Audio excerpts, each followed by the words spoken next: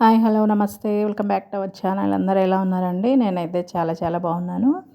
నాకు బాగా నచ్చిన ఒక సినిమా గురించి అయితే చెప్తాను. ఆ సినిమా వచ్చేసి 'దొంగరాముడు' అండి.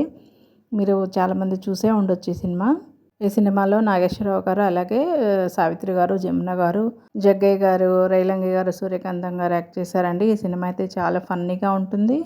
అలాగే ఎమోషనల్ సీన్స్ ఉంటాయి. చాలా బాగుంటుంది ఈ సినిమా అయితే. నాగేశ్వరరావు గారు అయితే అసలు చాలా బాగా యాక్ట్ చేశారండి.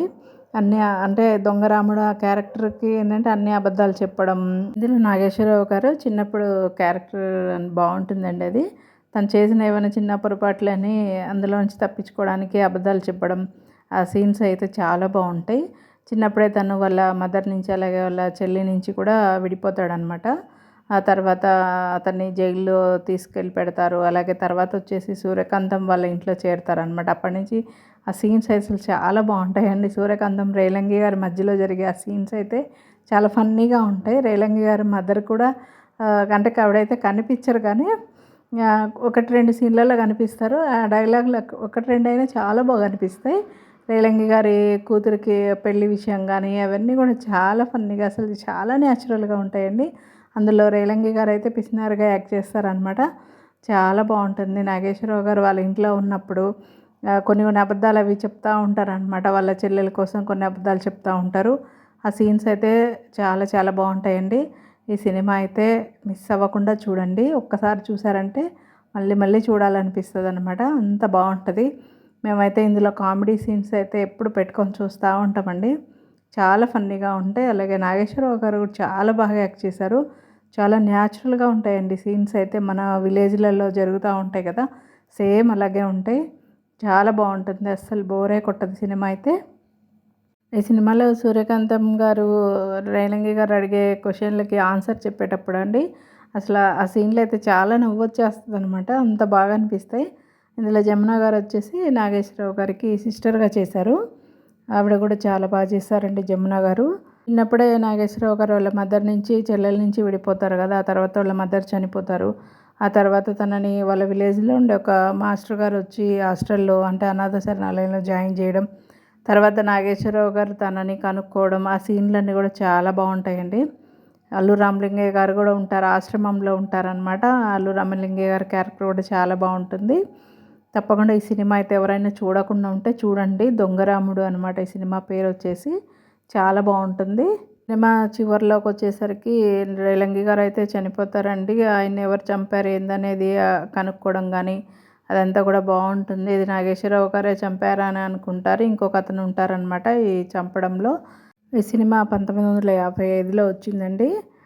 ఇప్పుడు చూసినా సరే అసలు బాగా అర్థమవుతాయండి ఆ సీన్స్ కూడా. అప్పుడు మాటలు కానీ అవన్నీ కూడా మనకి చాలా బాగా కనెక్ట్ అవుతాయి. మన ఊర్లలో జరిగేలాగే ఉంటాయండి ఆ సీన్‌లన్నీ కూడా. చాలా బాగుంటాయి. ఆ పల్లె వాతావరణం కానీ నాకైతే చాలా నచ్చుతాయండి. అప్పుడు ఇల్లులైతే చాలా బాగుంటాయి కదా! లోపల అవి ఆ డిజైన్స్ కానీ, ఆ ఫర్నిచర్ కానీ ఇప్పుడు లేటెస్ట్ అవుతున్నాయి. అవి అప్పుడుండే ఫర్నిచర్ కూడా. నేను ఎక్కువగా అవే చూస్తుంటానండి. ఇల్లులు చాలా బాగుంటాయి. ట్రెడిషనల్‌గా చాలా బాగుంటాయండి. ఈ సినిమా అయితే ఎవరైనా చూడకుండా ఉంటే చూడండి. ఈ సినిమా మీకు తప్పకుండా నచ్చుతుంది. అసలు ఇలాంటి సినిమాలు ఇప్పుడు గనక రిలీజ్ చేస్తే నాలాగా ఈ పాత సినిమాలు ఇష్టపడే వాళ్ళకైతే నిజంగా చాలా బాగా అనిపిస్తదండి. మనకి కూడా ఎప్పుడన్నా కొంచెం లోన్లీగా అనిపించినప్పుడు ఇలాంటి సినిమాలు చూస్తే మనసుకు ప్రశాంతంగా ఉంటుంది. ఇప్పుడు వాళ్ళకైతే తెలియకపోవచ్చండి ఈ సినిమాల గురించి. నేను చూస్తూ ఉంటే మా పిల్లలు కూడా చూసేవాళ్ళనమాట. వాళ్ళకి నచ్చేవి. ఆ సీన్‌లు గాని అవన్నీ వాళ్ళు కూడా బాగా ఎంజాయ్ చేసేవాళ్ళనమాట. వాళ్ళు కూడా భోజనం చేసేటప్పుడు కూడా కామెడీ సీన్స్ అలా సూర్యకాంతమ్మ గారివి, రేలంగి గారి, నాగేశ్వరరావు గారి అసలు నాగేశ్వరరావు గారి సినిమాలు ఎక్కువగా చూస్తామండి.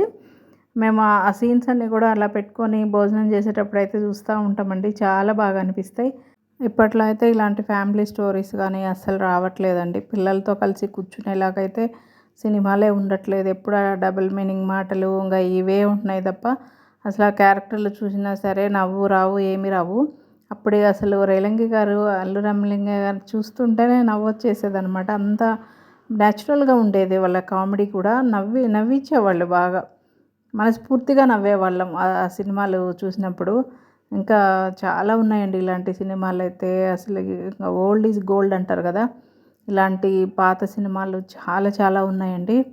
ఇవన్నీ కూడా నాకు ఇట్లా తెలుసుకోవడం అంటే చాలా ఇష్టం అనమాట. నాకు తెలిసిన సినిమాలు కొన్ని నేను మీకైతే షేర్ చేద్దామనుకుంటున్నాను. నాకు తెలిసినంత వరకు ఇలాంటి మూవీస్ గురించి అయితే నేను మీకైతే షేర్ చేస్తానండి.